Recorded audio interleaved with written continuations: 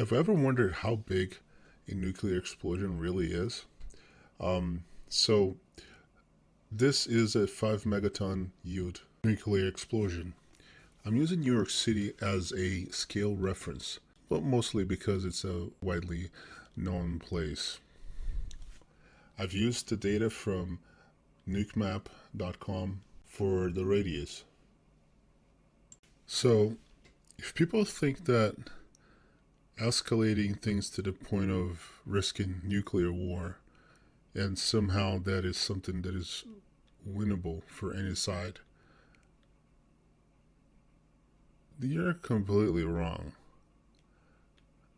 These things are insanely powerful. The United States alone has more than 5,000 of these.